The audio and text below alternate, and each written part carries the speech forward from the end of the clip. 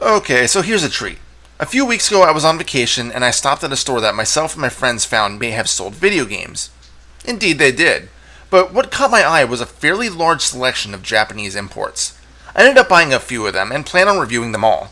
This week I'm starting off with the only Famicom game I picked up. And I'm gonna apologize because I'm probably gonna butcher this, but I think it's called Akumajou Special Boka Dracula Kun. I know it by its English title, Kid Dracula. Here's the thing, you may know the character. Kid Dracula did come to the US at some point, but on the Game Boy. I've never played the game, but I remember reading about it in a Disney Adventures magazine when I was a kid. Anyone remember those? Man, I missed that. Except I do seem to remember playing a lot of the games they recommended and now thinking they were all pretty much trash.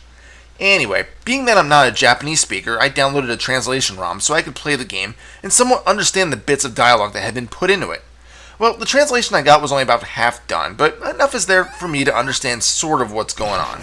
But maybe that's also because most of the story is done in a simple cutscene in the beginning of the game, where some face appears, laughs, and then Kid Dracula wakes up and decides to kick ass. Is Kid Dracula really Alucard? I don't think so, but then again, I'm not really sure. But either way, KD must battle through a decent amount of varied stages to defeat the evil that's trying to out-evil him. If that makes sense. The game is a platformer with Drac shooting fireballs to take down his enemies. After each stage, he'll learn a new ability or attack, such as a scatter shot where the pellets home in on your enemies, a round that explodes on contact, and a shot that can freeze the enemy and make them a platform. After the third stage, you get the ability to change into a bat for a short time, and another later stage allows you to walk on the ceiling, although this is much more limited in use. I found the homing scatter shot to be the most useful, because, well, it takes out your enemies. There can only be 5 projectiles on the screen at one time, so that's one thing you need to keep in mind. The game has a very Japanese charm to it. Kid Dracula has almost an animated feel to his look. The enemies also look, well, out there. The cartoonish visual style helped to give the game its own theme. One of the things I enjoyed was the first stage. It will really look familiar to anyone who's played the original Castlevania. The first stage is essentially a quick fast forward through the first game, with bits of the third, featuring multiple room themes from each. Very neat, and something I really enjoyed when playing the game. Overall, the game isn't entirely challenging, but that's not to say there aren't difficult parts.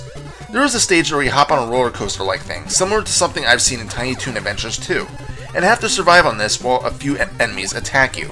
At one point, you're assaulted by a tag team of flying creatures shooting at you, in which you'll see some very noticeable NES lag. This point can also be trying, as if you get hit, you may get knocked into the endless sky, ending a life. There are also some leaps that have to be done carefully as there isn't much room for error. There's also some cheap deaths. In this stage, you hop on this platform, which rockets into the sky. You have to jump between other sections, and any mistimed jumps may mean an instant death. The stage after, you're on an airship, and when you jump down here, if you don't realize what's about to happen, you're going to get fried by a white beam. I'm assuming that this is a flaming exhaust or something, but you have to be really quick to duck down or know that it's going to happen. Not to mention that if you die during a boss, most times you'll be sent back a bit, so you have to wade through the stage a bit just to get back to them. Thankfully, although you start with 3 hearts, you can find upgrades to get to a max of 5. Game overs will result in a loss of these upgraded hearts, but at least there's infinite continues. On occasion, enemies will drop coins. These coins are used in the bonus games that are featured after every stage. At first, you're told to pick a column. Once you do, more horizontal paths will open up, and Dracula will walk down, changing paths every time he hits a horizontal line. Once he reaches the bottom, depending on where he finishes, he'll start a bonus game. Problem is, these aren't translated, so I have no idea what the hell I'm doing. The most successful I've been able to get is during the roulette-like wheel, where I think I got a few extra lives. I wish I could talk more about these segments, but I really can't because I don't know what's going on. Oh well. There is also a Statue of Liberty boss that acts like a game show host. You have to buzz in and correctly answer questions. 3 wrong answers and you lose a life. That's fine and all, until you realize that this part was only partially translated, and after a few questions, it's all gibberish. Well, crap. Thankfully, save states exist, otherwise I probably wouldn't have gone past this part. The graphics of the game are fantastic. The world is vibrant, which is a stark contrast to the Castlevania games. Everything is detailed very well, including Drac himself, the enemies, the environment, etc. It's definitely typical Konami quality. The same applies to the soundtrack. It's upbeat and fits perfectly with the game. There are a few repeated songs, but even so, it's not something that I ever got sick of. So you might be thinking, why was this game never released in the US? Well, myself and my friend Will were trying to figure that out as well. Until we got to the Stage 1 boss. I think we just figured it out. And then it gets worse. You damage the first form enough so it hilariously runs off the screen crying. Then his literal big brother comes out, complete with a swastika on his hood. Frickin' seriously? I don't even know if I can really show this on YouTube, but we'll gamble and try, so if this review gets taken down, you'll know why. But then again, I remember reading an article about this game in a small book written by Hardcore Gaming 101 guys, and so I reread it, and they state that the swastika is actually a Manji symbol, which is a Japanese character that looks like a frickin' swastika.